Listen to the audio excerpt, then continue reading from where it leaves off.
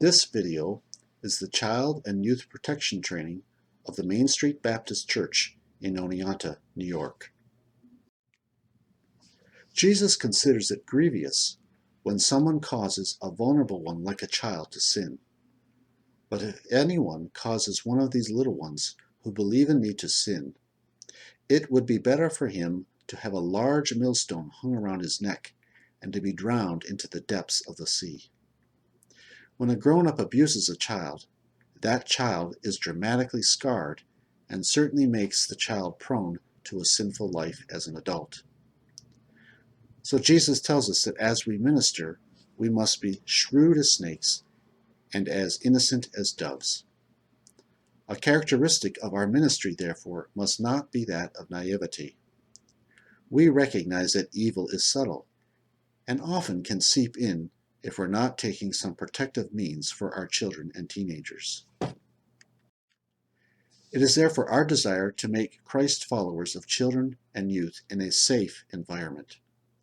A safe environment includes staff that are screened, maintaining an adequate ratio of staffing and students, supervision that is focused on the well-being of our kids, and the proper expression of concern to the appropriate parties when warranted. Screened staff. Who is a screened staffed person? For one, the person has completed an application which includes authorizing the church to do a background check.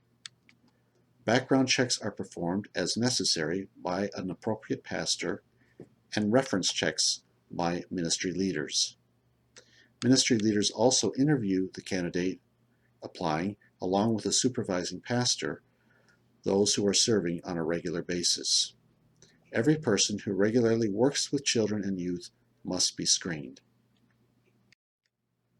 2. Adequate ratio. The two-person rule must always be in place. A minimum of 2 persons for every event, whether here at the church or off campus, is necessary. One of those individuals must be a screened adult. An adult is a high school graduate or older. Here are the screened adult requirements. For any class or group in the church, 1 screened adult is required. For outside events like field trips and overnighters, there is the requirement of a minimum of 2 screened adults. In regard to sleeping arrangements for overnighters, consult our protection policy on page 8 for further guidance. In regard to co-ed overnighters, there must be at least 1 screened adult per gender. For same gender overnighters, there must be 2 screened adults available. And for the van, the driver may be a parent of a child or youth passenger. Otherwise, the driver and the chaperone both must be screened. When you are facing a lean staffing situation, a screened adult serving as a monitor of classes can qualify as a screened adult for the minimum requirement in a classroom. After an event, when a child or youth has not been picked up, it is preferred to have 2 adults present. Beyond the 2-person minimum requirement, ministry leaders should provide additional staffing based on the number and age of children. The younger the age, the more staffing is needed. Number 3, focused supervision. Focused supervision includes knowledge of policies and procedures.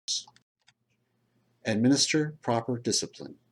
Improper discipline always is of physical in nature, where proper discipline is non-physical. There should never be pulling, yanking, spanking, or anything of the sort.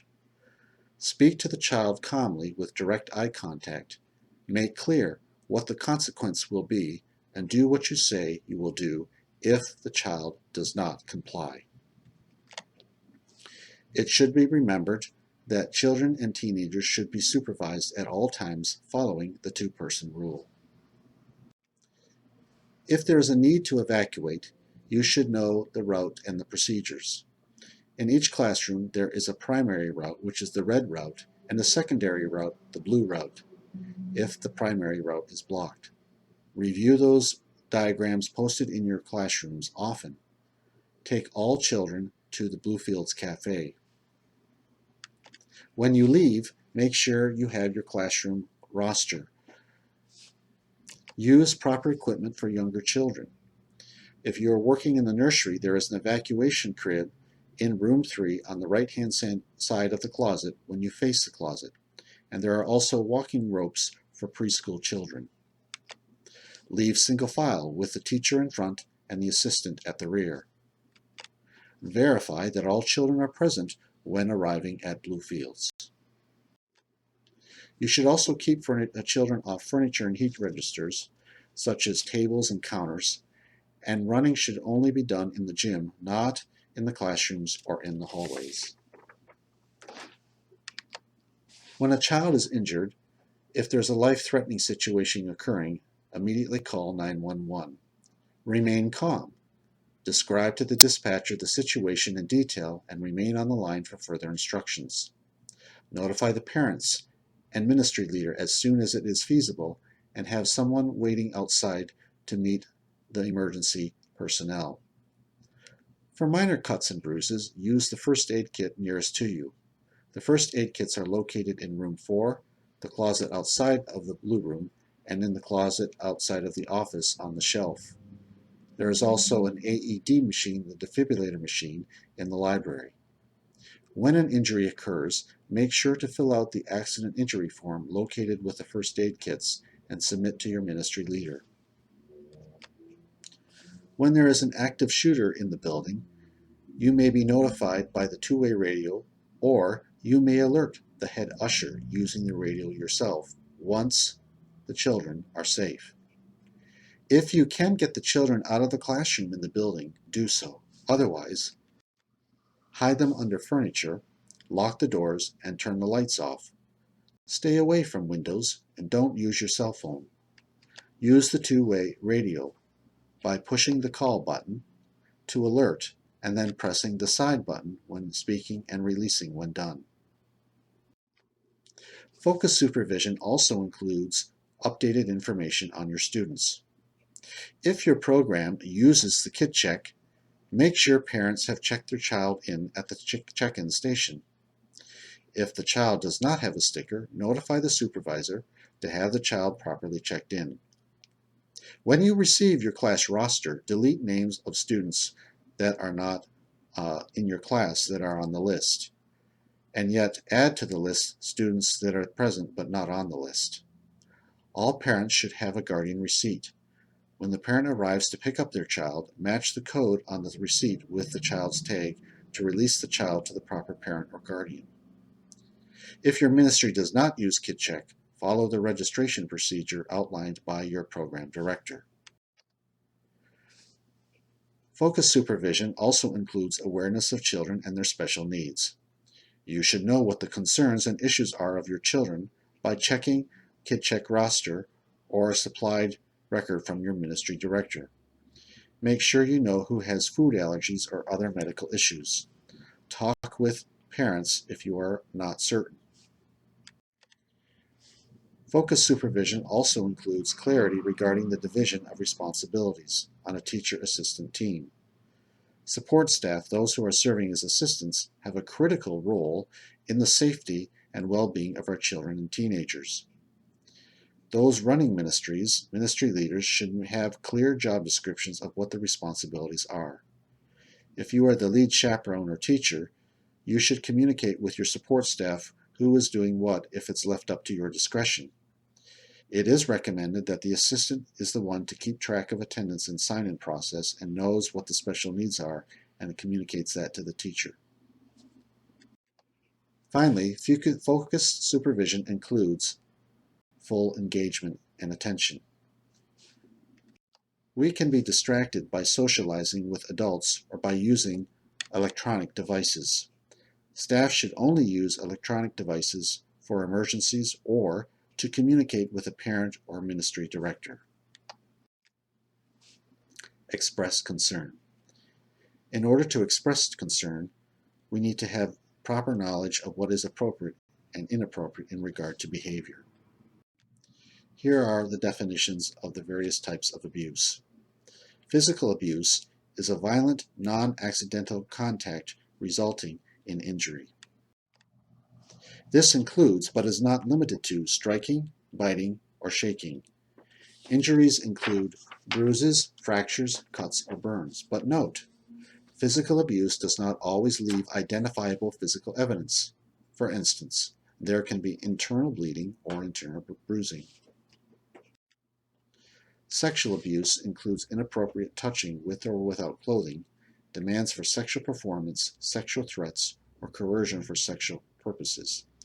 Any form of sexual activity with a child or teenager can occur at the church, at home, or any other setting.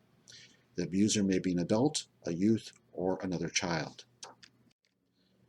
Emotional abuse is a pattern of intentional conduct which crushes a child's or youth's spirit or attacks his or her self-worth through rejection, threats, terrorizing, isolating, or belittling. As we observe what is appropriate and inappropriate, we need to know what are the red flags. First, an adult seeking to be with a child or teen in private, wanting constant contact with the child and showing inexorbitant attention, inappropriate touch as described in the definitions of abuse, showing manipulative characteristics as described in the emotional abuse definition, texting or emailing the student on a cell phone, or observing several behavioral traits or physical marks that are not normal. Follow this protocol for reporting suspicious behavior. Number 1, remove the accused from serving children or teenagers in the program. Report immediately to the children's ministry director or to the youth pastor, who in turn will report it to the elder board and to the authorities. An allegation abuse sheet will be completed. Only the senior pastor is the authorized person to speak to the meeting unless the elder board authorizes another individual. In this training, we have covered how a staff are to be screened, the appropriate ratio of students and staffing, focused supervision, and the way to properly express concern. Other videos and documents provide guidance for proper discipline and give further detail on how to do kid check, security, and evacuation. Please contact the executive pastor to receive these materials and let him know that you have watched this video. Thank you.